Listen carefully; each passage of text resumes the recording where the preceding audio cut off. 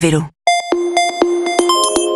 Europe 1 Matin Week-end, 6h-9h, Lénaïque Monnier. Europe 1, 8h13, c'est l'heure d'accueillir l'invité d'Europe 1 Matin Week-end.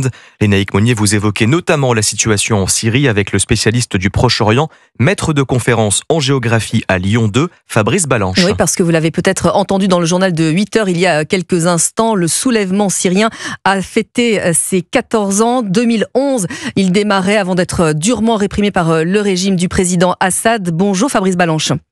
Bonjour. Géopolitologue, maître de conférence en géographie à l'université Lyon 2. Alors, les Syriens ont brisé la barrière de la peur. Hier, ils ont célébré ce soulèvement après 50 ans sous le joug du clan Al-Assad, père et fils. Est-ce que c'est bien le cas ou est-ce que la situation est plus subtile que ça ? Oui, cette commémoration, pour une fois, est organisée par le régime, puisque nous avons aujourd'hui à Damas un gouvernement dirigé par les islamistes qui avait lancé le soulèvement contre Bachar el-Assad en 2011. Ils l'ont célébré en grande pompe, bien sûr, mais aussi pour faire oublier évidemment le massacre de plus de 1000 civils alaouites et chrétiens sur la côte qui s'est déroulé la semaine dernière. Alors, est-ce qu'on se fait un peu duper par justement ce nouveau dirigeant syrien qui essaie de renvoyer une image respectable, une image d'homme ouvert ? Oui, on se fait complètement duper, ça c'est très clair. Moi je suis allé en Syrie début janvier pour voir un petit peu la situation de près, mais enfin c'est un pays sur lequel je travaille depuis 35 ans, donc j'ai pas trop d'illusions sur la République islamique est en train d'instaurer Monsieur Achala, mais évidemment il a besoin d'une levée des sanctions, il a besoin d'une aide économique notamment en provenance de l'Union européenne, puisque le 17 mars, il y a la conférence des donneurs à Bruxelles, et par conséquent, il faut qu'il montre des signes de modération, de démocratie, d'inclusion vis-à-vis des Occidentaux. Mais à l'intérieur, en revanche, ce sont les méthodes violentes qu'il utilise, et il peut pas faire autrement, puisque de toute façon, c'est son ADN. C'est quelqu'un qui a passé 20 ans dans un groupe terroriste chez Al-Qaïda. Ensuite, il s'est éloigné d'Al-Qaïda, mais en fait pas sur le plan idéologique, c'était juste une rupture tactique. Et ceux qui sont autour de lui, ce sont des djihadistes, donc ils ne pensent qu'à en découdre avec ceux qui ne suivent pas l'islam radical, comme les alaouites. Ce sont les pires parce que eux, ce sont des hérétiques selon les islamistes, mais également les chrétiens et autres. Alors justement, avec ces affrontements qui ont entraîné, vous le rappeliez, un millier de morts, il y a un massacre contre ces civils, ces alaouites et les chrétiens d'Orient également. Qu'est-ce qui, selon vous, a mené à cet engrenage, justement ?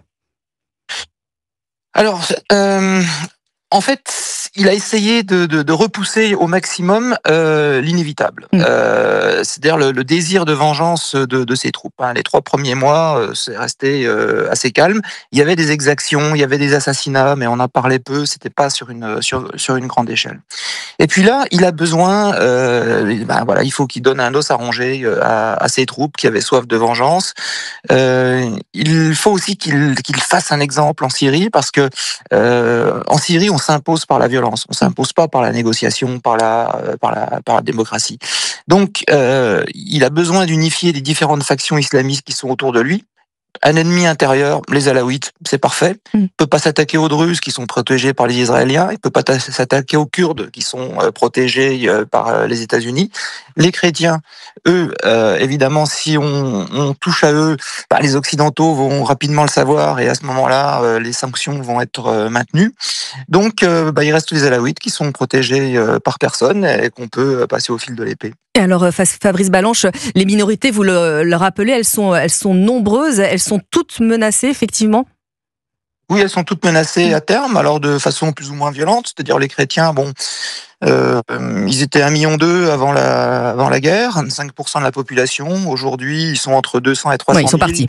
Population très âgée, et ils vont finir par partir parce que les lois islamiques que Achala impose, et puis ce massacre qui fait jurisprudence pour tout le monde, pousse les derniers, notamment les jeunes, à faire leurs valises. Alors justement, il va y avoir des rencontres, vous le rappeliez, Fabrice Balanche, le rôle de la France, le rôle de l'Europe, il faut qu'on ait quelle attitude ? Alors l'Europe pense très naïvement que c'est un accident, une forme d'épuration normale après une guerre civile, Elle pense que Chara est le moins mauvais choix pour la Syrie parce qu'il pourrait être débordé par des plus radicaux ou alors le pays pourrait partir en morceaux comme la Libye. Donc il faut l'aider. Il faut l'aider à construire un État digne de ce nom. Il faut l'aider à construire une armée, une gendarmerie pour empêcher ces massacres. Alors que c'est lui-même qui a organisé ces massacres. C'est pour vous dire le degré de naïveté des Européens. On avait prévu d'apporter beaucoup d'argent à la Syrie et donc ce massacre remet un petit peu en question ce processus. Alors on s'évertue à dire que c'est une insurrection des membres de l'ancien régime qui a provoqué cette répression, mais finalement que le nouveau pouvoir à Damas y est pour rien, ce qui est totalement faux. Non, ce qu'il faut faire, c'est être très clair, c'est on a dit que les sanctions, la levée des sanctions pouvait être réversible. Eh bien, il faut remettre les sanctions en place pour lui faire comprendre qu'on n'est pas dupe, que non, ce n'est pas le meilleur choix pour la Syrie ou le moins mauvais choix pour la Syrie.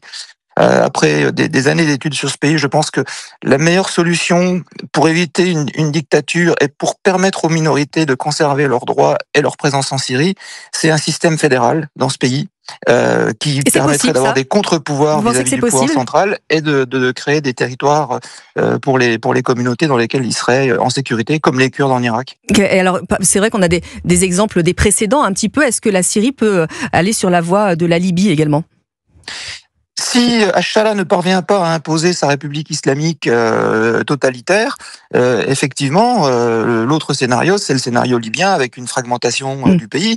Surtout que après ce qui s'est produit, les Kurdes, les Druzes, tous ceux qui possèdent des armes mais qui ne sont pas sympathiques avec Al-Shara ne vont pas vouloir les poser, sachant ce qui va leur arriver 1 mois, 3 mois ou 6 mois plus tard, c'est-à-dire le massacre. Eh bien, merci beaucoup Fabrice Balanche de nous avoir apporté votre éclairage sur le sujet syrien ce matin, spécialiste de la Syrie et auteur de Leçons de la crise syrienne que vous pouvez vous procurer chez Odile Jacob. Merci à vous.